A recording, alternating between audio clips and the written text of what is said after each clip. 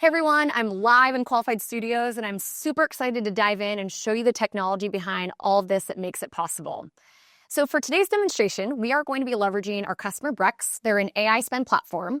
And like many great marketing teams, Brex is running different initiatives across different channels to engage with their target buyers and drive traffic back to their site. So for this purpose, we are going to leverage this buyer persona, Corey Harris. She is the Director of IT Finance over at Twilio. Now, two things to note. The Director of IT Finance is typically a title the Brex team will be targeting as they're going after their prospects. And Twilio specifically is part of their top 1,000 account list. So definitely someone we want to engage with when she's on the site and really drive towards that conversion. So what happens when she's browsing on LinkedIn and she sees this ad from Brex that piques her interest? Brex and Naven, they're teaming up to create one solution for corporations.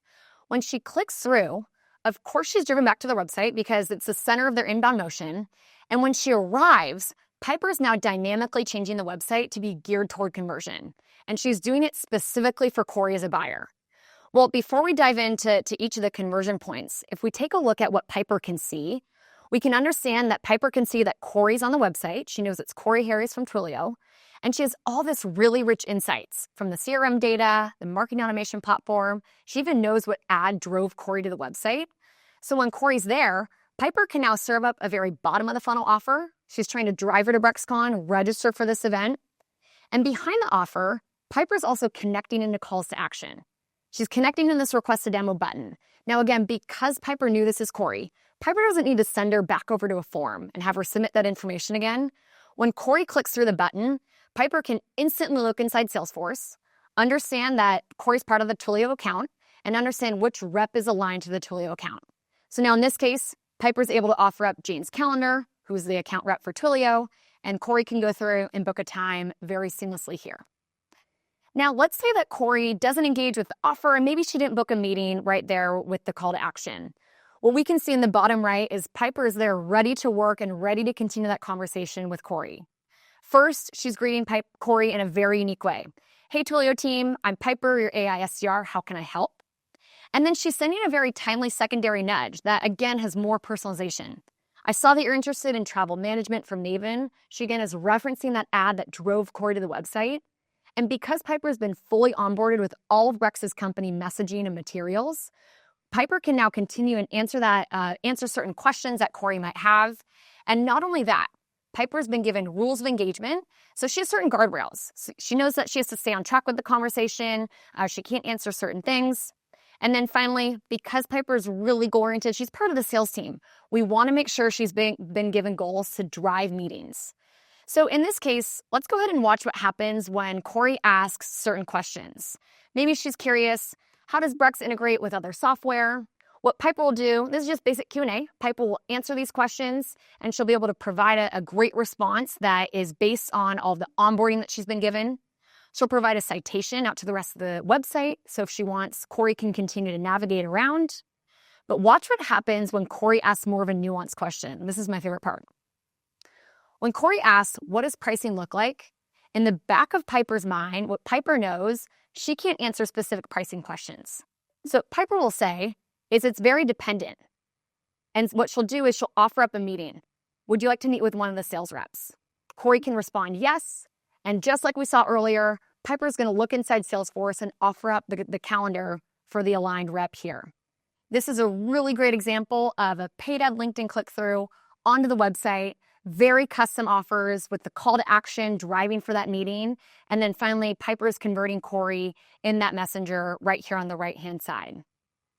Now let's switch gears, and we are going to go over into our second use case, which is Piper in email. Now for this use case, we're moving away from Corey as a buyer, and this is a brand new buyer. He actually is totally anonymous on the website. We don't know who he is quite yet. He hasn't filled out a form. He hasn't engaged with Piper. And for folks that are maybe more top of the funnel, he might be doing some research on his own, going to the product page, the solution page. He might head over to the customer page, understand different customers like his that have seen success with Brex. So as he's scrolling around, he might be more of an old school buyer. And what we all know is websites are still littered with forms. They're still littered with forms. And so as this buyer might go up to the contact sales form and fill this out, what we heard from Craig earlier is he might follow that very traditional process. So as I fill out this form and click submit, Let's watch what happens with that traditional process. So this is Jimmy from Snowflake. He'll provide his email and all of his information. And when he clicks submit, again, if we go back into that process that Craig had mentioned previously, what we're going to see is Jimmy got that very standard message. Thanks, your information has been submitted. Maybe we'll let him know we'll be in touch later. And if we actually follow what happens to his lead, it's going to go through this process that we saw earlier from Craig. He'll fill out that form. It probably goes into a marketing automation platform first to get some sort of MQL threshold or hit some sort of MQL threshold. It will sync to Salesforce. By the time that happens, a sales rep will pick it up. They have to figure out what email template to provide. They'll customize and personalize the email. And by the time they follow up and send that email to the prospect, it's been a lot of time. Best in the industry can do it in roughly 90 minutes. Sometimes it takes hours. Well, watch what happens when Piper does this follow-up. If we go into Jimmy's email inbox, what we can see, Piper is now in his email inbox instantly. And not only that, it's highly customized. If I jump in here and take a look at the level of personalization that she was able to provide, we can even see it in the subject line. Let's connect and explore Brex's solutions for Snowflake.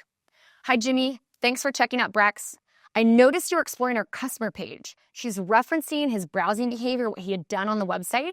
I want to share this story about Scale AI that may be of interest to the Snowflake team. So understanding his industry, a case study that might be relevant to Jimmy as a buyer.